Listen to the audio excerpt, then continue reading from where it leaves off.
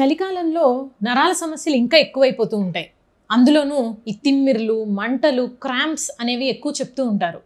మనకి చూసుకుంటే గనక మజిల్స్లో బ్లడ్ సర్క్యులేషన్ గనక టెంపరేచర్ హై మెయింటైన్ అయిందనుకోండి, సర్క్యులేషన్ చాలా బాగా ఉంటుంది. ఇక మజిల్స్ కూడా ఫ్రీగా మూవ్ అవుతూ ఉంటాయి. అదే చల్లగా ఉన్నప్పుడు వాజో కన్స్ట్రిక్షన్ అంటాం.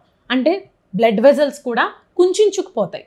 దాని వలన మజిల్స్ కండరాలకి బ్లడ్ సప్లై అనేది తగ్గి వాటి ద్వారా మజిల్స్లో నొప్పులు వస్తూ ఉంటాయి. సో కండరాలన్నీ బిగుసుకోవటం వల్ల మెడ నొప్పి, నడుము నొప్పి, కాళ్ళ నొప్పులు, ఈ క్రాంప్స్ ఇవన్నీ కూడా ఎక్కువగా చెప్తూ ఉంటారు. వీటికి మనం చేయవలసినది, తీసుకోవలసిన జాగ్రత్తలు ఏంటి? వాకింగ్కి వెళ్ళాలి, కానీ చల్లగా ఉన్నప్పుడు కనుక వాకింగ్కి వెళ్తే ఈ సమస్యలు ఎక్కువ అవుతాయి. కాబట్టి ఉదయం మనం బాగా ఎండ వచ్చిన తర్వాత 9 గంటలకి అట్లా కుదిరితే వాకింగ్కి వెళ్ళొచ్చు. మరి ఆఫీసులకి వెళ్ళే వాళ్ళు ఏం చేయాలి? ఆ టైంలో మనకు కుదరదు కదా. ఈవినింగ్ మళ్ళీ తిరిగి వచ్చేసరికి మళ్ళీ చలిగాలి వచ్చేస్తుంది.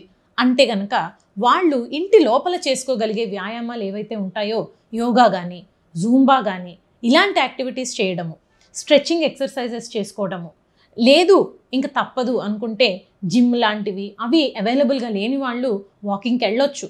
కానీ స్వెట్టర్స్, మఫ్లర్స్ అలాంటివి మనల్ని వెదర్ నుంచి ప్రొటెక్ట్ చేసేవి అంతా వేసుకొని, దాంతోపాటుగా ఎక్కువ హాట్ వాటర్ తాగుతూ ఉంటే ఈ సర్క్యులేషన్ అనేది ఇంప్రూవ్ అయ్యి వాళ్ళకి ఈ నరాల సమస్యలు అండ్ కోల్డ్ వెదర్ వలన ఈ ఎఫెక్ట్ బాడీ మీద పడకుండా ఉంటాయన్నమాట. నరాల బలహీనత ఉన్న వాళ్ళు ఎలాంటి ఆహారాలు తీసుకుంటే మంచిది అని అందరూ అడుగుతూ ఉంటారు. మనకి ప్రోటీన్ రిచ్ ఫుడ్, లేదంటే గనక ఎక్కువ ఫైబర్ ఉండే ఫుడ్ తీసుకోమని కొన్ని థీరీస్ చెప్తూ ఉంటాయి. అయితే డాక్టర్స్గా లేదా న్యూట్రిషనిస్ట్గా అందరూ బిలీవ్ చేసేది ఏంటంటే, సైంటిఫిక్ ఎవిడెన్స్ చూస్తే కనుక ఒక బ్యాలెన్స్డ్ డైట్ అనేది మెయింటైన్ చేయడం చాలా అవసరం.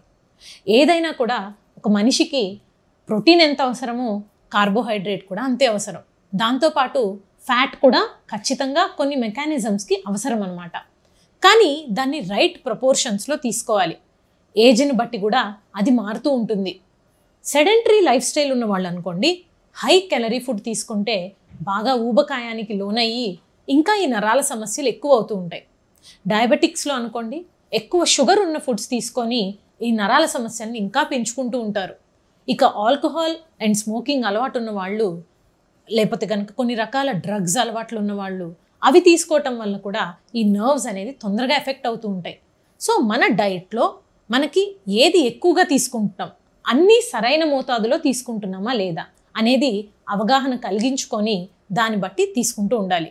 ముఖ్యంగా చూస్తే ఆకుకూరలు, దాంట్లో మనకి వెజిటేరియన్స్ అయితే కనుక దాని మీద ఒకటే డిపెండ్ అవుతాం, ఈ B12, B1, B6 లాంటి నర్వ్కి బలం చేకూర్చే విటమిన్స్ కోసం. అదే నాన్ వెజ్ తినేవాళ్ళు అనుకోండి, ఎక్కువగా గుడ్డు, లేకపోతే ఫిష్, ఇంకా కొంతవరకు కూడా చికెన్లో మనము ఇలాంటివి గమనించవచ్చు. సో ఇవి కాక నట్స్ అంటే వాల్నట్స్ అని, ఆల్మండ్స్ అని, బెర్రీస్ అంటే క్రాన్బెర్రీ, ఇంకా బ్లూబెర్రీ, బ్లాక్బెర్రీస్, ఇలాంటి వాటిల్లో కూడా యాంటాక్సిడెంట్స్ అనేది చాలా రిచ్గా ఉంటాయి. సో వీటి వలన నరాలకు ఎక్కువ బలం చేకూరుతూ ఉంటుంది. వీటితో పాటు ఫ్రెష్ ఫ్రూట్స్ అండ్ వెజిటబుల్స్ తీసుకోవటంతో మన నరాలని ఆరోగ్యంగా ఉంచుకోవచ్చు.